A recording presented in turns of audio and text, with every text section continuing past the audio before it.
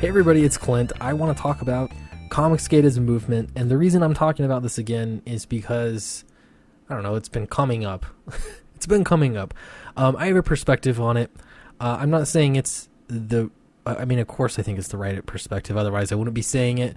However, I'm going to just preface this by saying, if you disagree or see this differently, it's okay. Really. None of this is all that important. We're talking about nuances, I think, and if it really is that important, then I mean that's okay. But I'm not going to lose sleep over any of this. However, I do think that this is worth addressing, at least for now. So I put out this poll the other day. Went kind of back and forth on if I should make a video on it or not, but the poll said, who can be part of ComicsGate? The first answer was everyone, even pros, even professionals. And 95% of respondents said yes. They agree with that. Everyone, even pros, can be ComicsGate. The second one is just consumers. That was 2%, and I was kind of shocked because I actually hear people advocating for this position quite often, but only 2% of the people that responded said that only consumers can really call themselves ComicsGate. Next is consumers and amateur creators. That is 1%, so maybe you could lump those two together. I don't know. And last but not least was OG YouTubers and their subscribers. I put that in as kind of a joke because I think it's a joke, but that actually I got 2%, so I don't know. What do I know?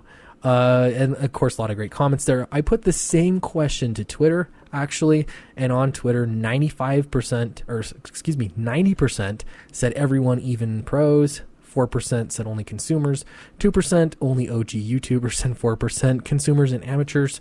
And this was out of order, I guess. But you get the idea. The spreads are pretty close.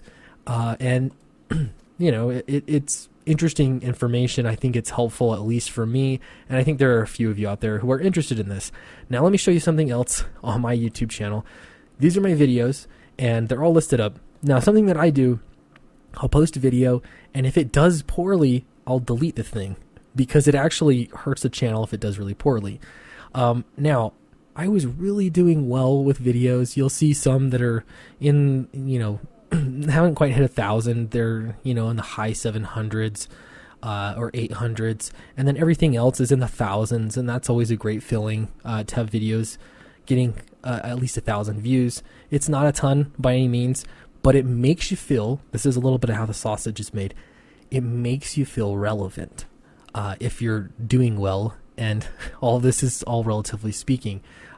So as of late, my videos have been bombing, and I can't directly point at anything specifically that makes it be just doing terrible. Like you see the video I posted last has 369 views after 9 hours of being up there. That's terrible.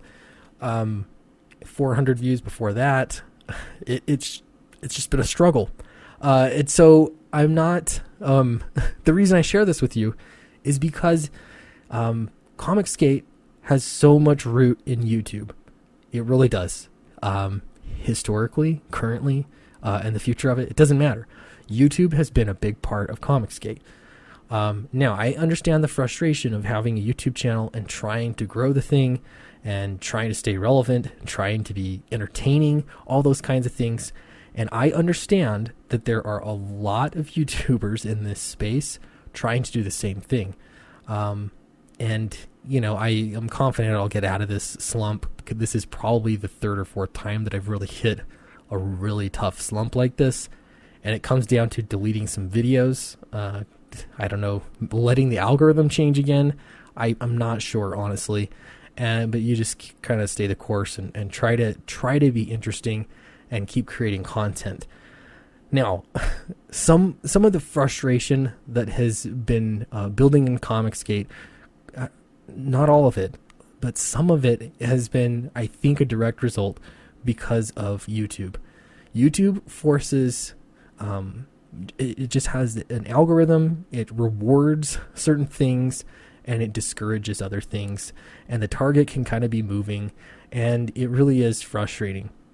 Now, I think YouTube ultimately is a really good tool. There's nothing that really comes close to it, especially when you're trying to promote your comics. and really just get to know people, get your voice heard, and get out there. And be heard in full, like in context. It's really great for that.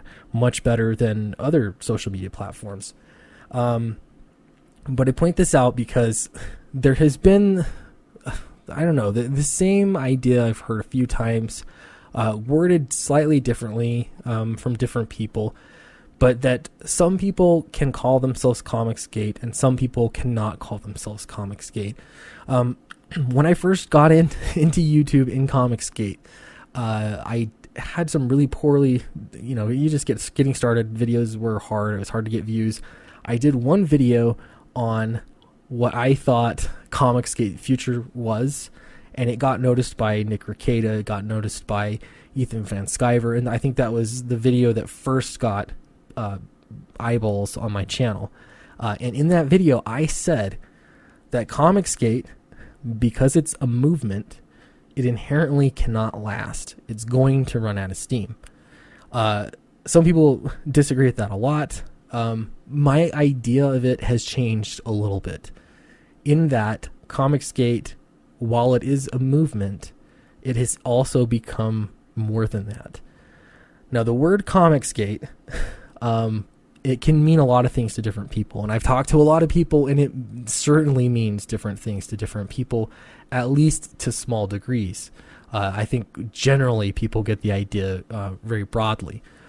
But ComicsGate as a movement, I think, has sort of moved on one direction, or it's just going. Maybe it's staying the course. It still exists as a movement today. Something else, and I would be hard pressed. You'd be hard pressed to deny this. But if you're not going to call some other things ComicsGate, you can't deny that they're happening. For example, the indie comics network that exists right now, that's heavily supported by YouTube channels, live streams, videos, otherwise, where indie comics creators are meeting, they are promoting their books, their crowdfunding books. There's a massive culture around crowdfunding comics and trying new indie comics, even though they're from creators that might be new or they might be professional creators. But it's undeniable to see that there has been a massive shift in comics toward crowdfunding, and in particular, it's coming out of the ComicsGate movement. Now, I see these things as very tightly connected. Some people see them as two separate kinds of things. I'm not sure that it really matters. ComicsGate, after all, it's just a word to describe something. Let's pretend that tomorrow or today we start a new thing to better describe this indie network of creators that's getting on there. And generally speaking, they have an aversion to social justice politics and social justice warriors. Maybe they like crowdfunding, they like supporting each other, and they like fighting against political correctness, at least to a small degree. Now, what would you call that group of people? It certainly exists. If you're not going to call it ComicsGate, let's call this one, PhonicsGate. #PhonicsGate. Now we're describing something else, right? It's separated from the movement that was ComicsGate and all of the history, and we're really just talking about what currently exists. Now, this might undermine, I don't think so, but maybe you can make a case that it would undermine ComicsGate and the movement and any of the progress or whatever that has happened with ComicsGate. I don't think it would. I think it's just the natural progression of things. And chances are, if you've got #PhonicsGate and #ComicsGate, you would probably have people that might use both hashtags or not use either hashtag. Honestly, I haven't used the #ComicsGate in quite a while, just because I just don't think to use it. And so, would it cause some kind of a division? No, I don't think so. Okay, so my point is, it doesn't really matter so much what has been done in the past. It doesn't so much matter what other people who are ComicsGate or who profess to be ComicsGate or who are in this comics, what did I call it? PhonicsGate group, okay? You're responsible for you and nobody else. So if people are being terrible, that's the world, right? There are other human beings that call themselves human beings that also do things that I disagree with, but there's nothing I can do about that. They just are. Okay. So, Urban Dictionary, you're talking about ComicsGate. I looked up the definition of ComicsGate, and this is what I got. Fair warning, trigger warning. This looks like it was written by SJW Spider-Man from Twitter, but I will read it to you. It says, ComicsGate, here's the definition, a low-rent spin-off of Gamergate, the campaigns against superhero comics that include characters who are non-white or non-straight, female characters with small breasts, and stories that involve modern social themes.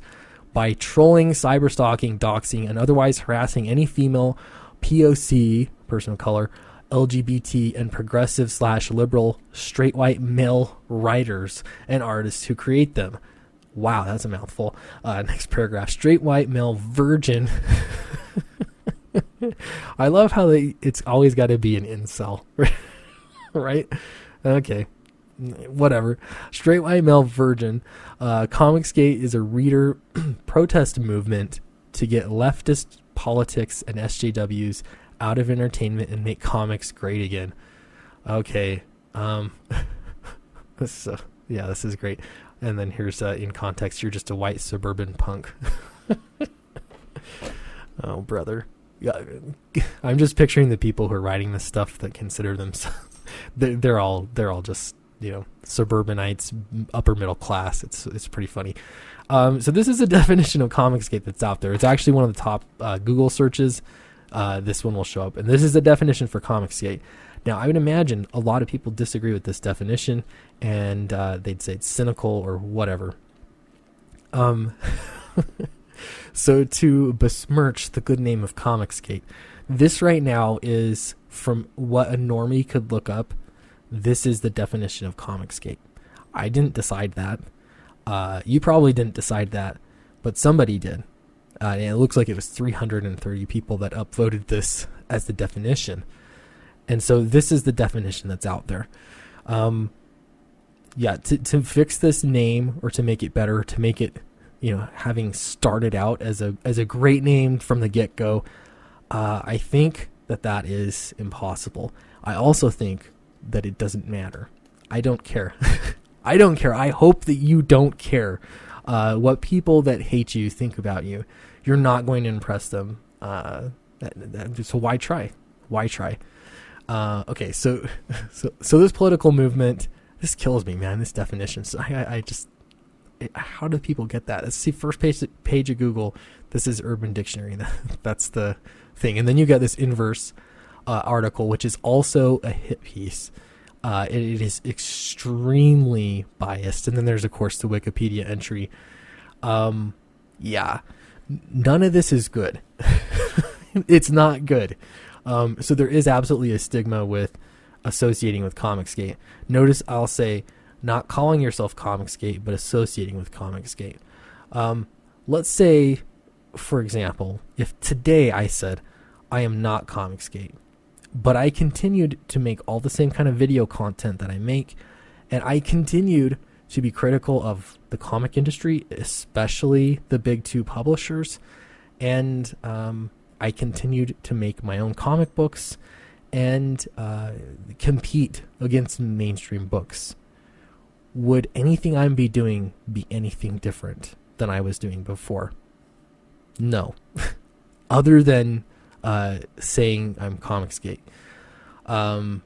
Which I honestly, I don't say, it's not like I'm saying that every day. It's just kind of there. Like, eventually you just do what you do, right? I mean, it's like saying, hey everybody, I'm a man, or I'm a person, I'm a human.